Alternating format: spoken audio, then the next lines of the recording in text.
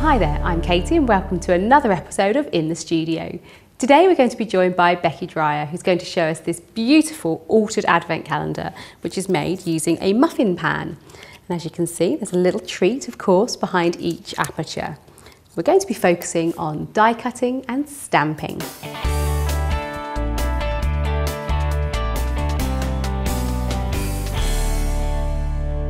Hi Beckie. Hi there. Thanks for coming along today. That's okay. So you've got a beautiful advent calendar to show us here. Yes, yes. Lovely. Which I've used just a normal muffin tray that you can pick up in most of your little cooking shops and things, and just formed it into something which you can hide, you know, sweets and things like that in there. But of course you can add extra you know, little gifts and things like that on it. Absolutely. Brilliant. Right, okay. Let's get started. What's first?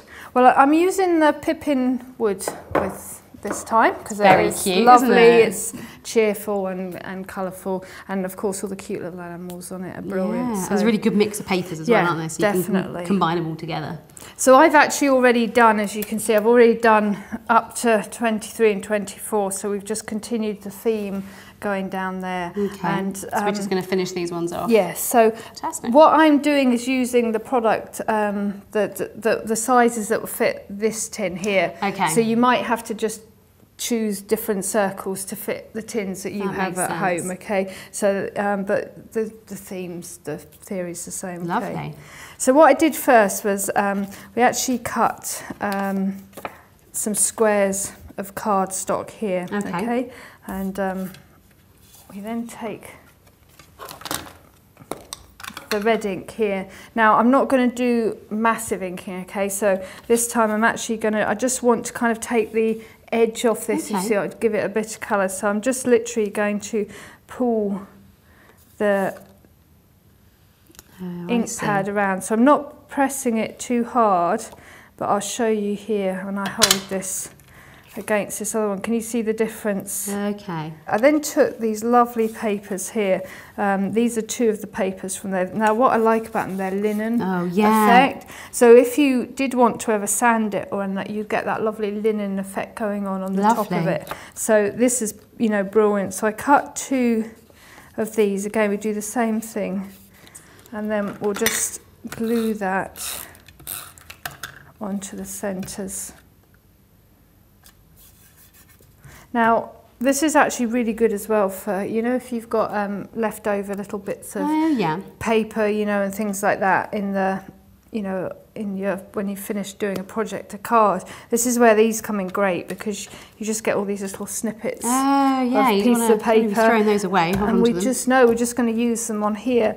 This is actually, in the paper pack, you get a lovely sheet of paper which has excuse me, which has little dies cuts here like this, which we're actually going to use later as well. So they have some lovely border strips in there too. So I've just cut some of those up and we're going to decorate these onto here. So you just then start to build your, very simple, I wouldn't go too mad. All I've done is just built stuff up on the bottom here. Okay. So you just add it to the bottom here. So there's your kind of your backings there for them. Now what I'm going to use is the Postage ones. They're beautiful. Now obviously I won't use these big ones on these two because I'm using the double letters, but on one of the other ones below I have actually used this one here, this number 8, as you can see, because the 8's over on the side, so I was able to highlight like one of the little owls. Yeah, whereas where there's two numbers, you wouldn't be able to see any of the owls. So that's when the littler ones come in. So good. These are here. Now I cut these with my guillotine, but you can actually rip them as well if you want to give you a more postage card, a postage stamp effect. So when I'm working with something, you know, the bigger letters, I know they're going to kind of go in the centre. I'm going to just pop these up on the top. Very cute. So then that's kind of your basis there. So now what we need to do is we need to get our letters sorted here. So what I'm going to do is I'm going to use the Carnival die set here, which is great. This is the numbers. Okay, so because there's letters as well, isn't there? Letters as well, and these are the numbers. And of course, you've got your dies, and then you've got your coordinating stamps to go with them. Okay, so you can die cut out some of these, which will. Should we do some of those? Yeah, we'll do some of those. Just bring it through. Lovely. And then you've got your 4 and your 3 done. Fantastic. Quite simply, all this is one piece of cardstock here, or paper. So I've cut it down to size here. I'm using the small circle nesting dies here, and I've used kind of just two of them here that are the same. Again, you can use them with a magnetic mat if you want to, but I tend to not do that. But that's my own choice. You know, if you like it dead centered, perfect, yeah, use the next. I quite like using a little bit of the pattern craft tape to hold it down. Yeah, as well. that's another good one. You can do that as well.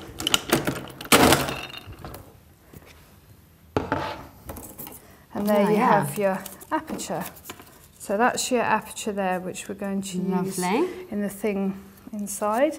Now, the other thing you want to use here as well is in that little die cut pack, you can get some little circles like this, which have got the little characters on, little toppers. Good, so you can use that, you know, for inside, but they're also really good for going inside as a backing there. Okay. Now, they have 3 of these on there, but they also have the tags as well. So because obviously the tags wouldn't fit in there, I wanted to change those around. So from the large nesting circle die set, I've just used one of their circles, which is the same, pretty much the same size as this perfect circle here. Okay, so I know that I can cut it out. Obviously you're going to cut off a bit of the car or whatever, so just position these in here, and don't worry if it's overhanging the edge, because once you've got your border on, you're not going to see it. You're not going to see it, no. So we'll pop this into here. So just again popping it on top there. We'll pop on mat here, like so. Lovely. And then he'll just come out. And then you'll be left with your own. Just see, these don't matter because we'll cover those up. Okay. Now I've made some little kind of, I don't know, what do you call them? It's like a little concertina sort of thing. And what they're going to do is hold the circle right up, because in this tin, if it would scrunch up. Oh, I see, because the hole in the bottom there is bigger than the. That's it. To be supported up. So just peel that back, and I basically folded it over 3 times. Okay. So you've got a kind of a pile of 6 there. And you just pop that into the centre there, and then you get your little chosen characters, and then you just drop them into there. Now I've licked my fingers, it's probably not right to do, but it just helps you spin that around. That's a good tip. And then pop that, if you've got water, use water. And then we'll do the same here. It helps it sit into place, okay? Yeah, it's good. And then we'll take your 2 circles here, which you'll have done 12 on there. Now it will stick on this glue, the glue will stick on this metal here. So that will actually stick onto there, you know, when you're done there now. And going back to the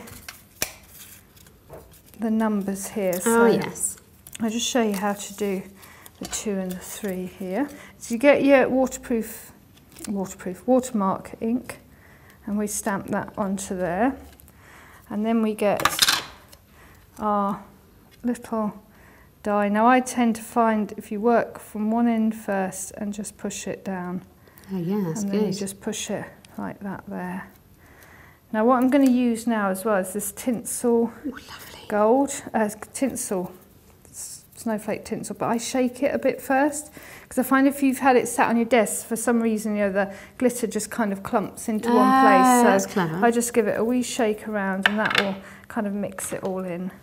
And then what we do is we take that off, so you'll see the thing there. Put it onto there, and we'll just shake that onto there. And then what we'll do is you just knock that off. Where you're going to just heat these up now. I'm just using the embossing tool here just to help hold it in place. And you basically just heat it, don't you, until it changes colour. You don't want to hold too much on the the bit that you have heated, because I find the little glitters can burn. Okay. So just always keep it moving. So you can see, try not to touch them with the hot, because you'll get finger marks on them otherwise. So you've got all your ones here, and then what you want to do is you actually just want to add some foam onto the top there. So I've already done that on these two. And then what we then do is add these to our centres here. Very nice. Like that. Now what we want to do now is, and I'm just using, this is just the twine, the baker's twine. It was this one here from one of the Capsule collections. Yeah. So I've just cut off a small amount of them there. I think that's the pastel collection, I think. Yes, that's it, yeah, the pastel. So I cut a small bit, you just twist the top round there, just so it's it's easier to hold into place. Like a little loop.